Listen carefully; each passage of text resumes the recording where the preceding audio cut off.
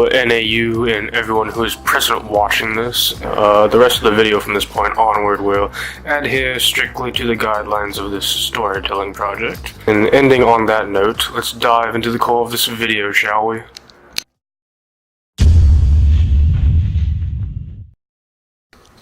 We arrive at CGU University and meet the college students.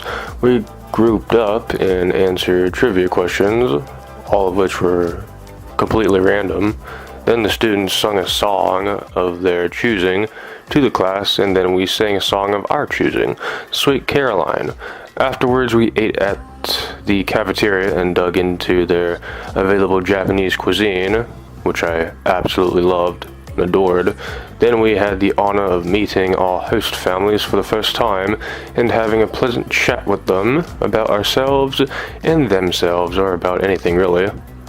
Some of us were invited out with our host families to be treated and given a gift. It was fairly nice that my host family was curious to know me a little bit more as I made my way back to Kashiwa Hotel.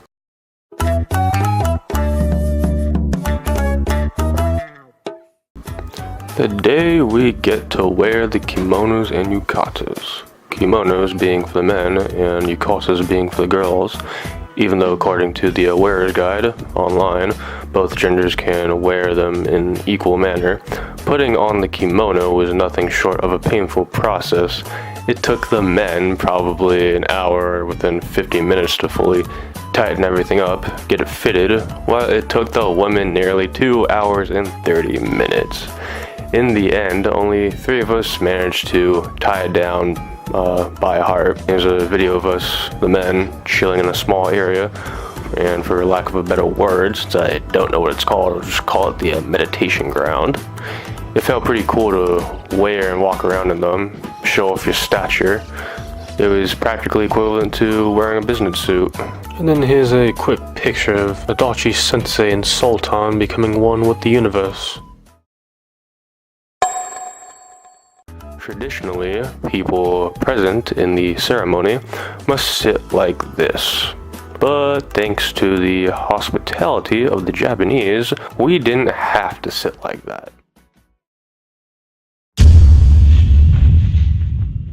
This is the day that we paid our respects to the tragedy of Hiroshima and the lives lost to the first nuke dropped in history.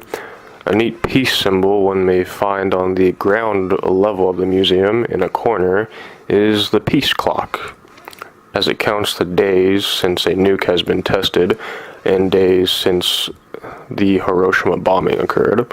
The clock was constructed in 2001, and within the span of 5 years since its construction, it's been reset about 11 times, and God only knows how many more times it's been reset as of 2018. Considering what the clock stands for, I'm amazed to know that it just sits in a corner of the museum. I think it deserves to be placed in the center of the museum's indoor space and possibly redesigned on a much larger scale to be placed on a huge wall for everyone to view, rather than its mere grandfather clock-sized stature. There are other monuments that lie outside the glass walls of the exhibit, including the Peace Bell, which was installed with the aim of abolishing nuclear weapons and bringing about world peace, and everyone is available to ring it.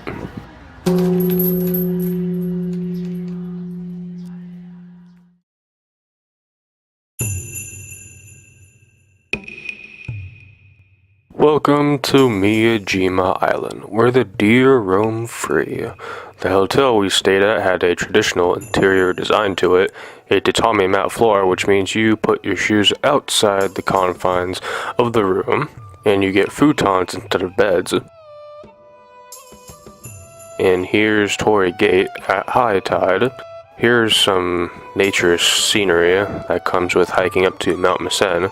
As convenient as the vending machines are, once you go past the halfway point of the mountain, there are no vending machines onwards. Instead, you'll be greeted by this taped-up faucet. And here's the Torii Gate at low tide.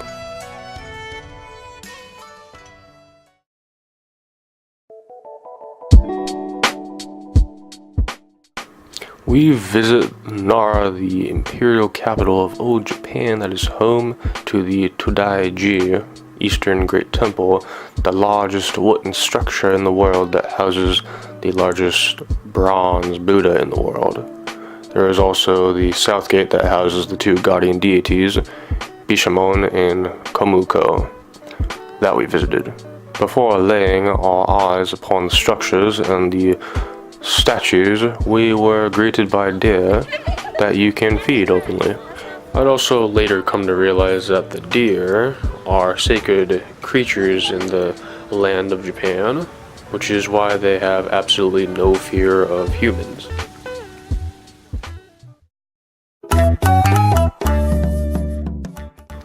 Day of the elementary school visit. The visit there was most intriguing, even though I'm terrible around kids, as you can clearly see from the snapshot. On the bright side, even around someone as awkward as me, the kids were very high-spirited, at least for the grade level I was with. When we arrived at the elementary school, the kids in all the classrooms and grade levels had prepped questions for us to answer. Some of them history questions, but most of them general questions of any sort that you can imagine.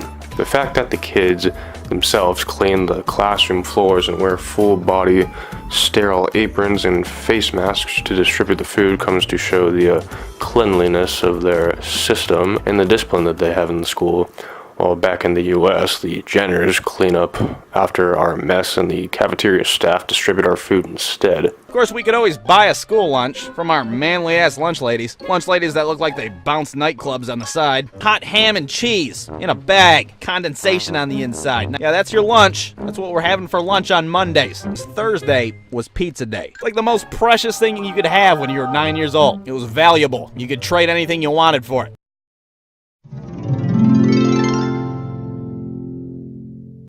On this day, we stayed with our host families. As expected, I could only really talk to the mom and dad since conversation was a lot more free-flowing around them. I did attempt at least twice to talk to the kids, but that didn't exactly work out due to them being shy, me being a lot more shyer. On the bright side, after giving my gifts to them, I brought a big smile to their faces, and surely enough, the gyroscopes will now be in good hands with Yuta and Yua. I absolutely loved the slide doors the house had, and the smart kitchen appliances absolutely blew my mind. They had a smart sink, as seen here. You tap the bottom light for wash water, and tap the top light for drinkable water. They also had a fridge that opens on both sides. So if you're in need or are looking for a new fridge, hit up the company Sharp for their kitchen appliances.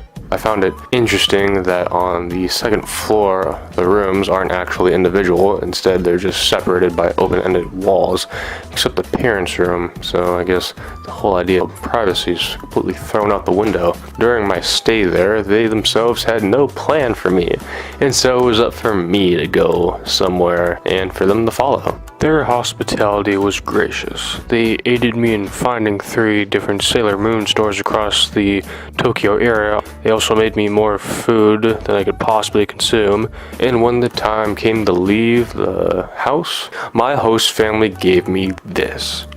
Bam! A sushi mold. On one final note, it was a very reassuring notice when Itachi Sensei relayed to me that my host family greatly appreciated my presence with them.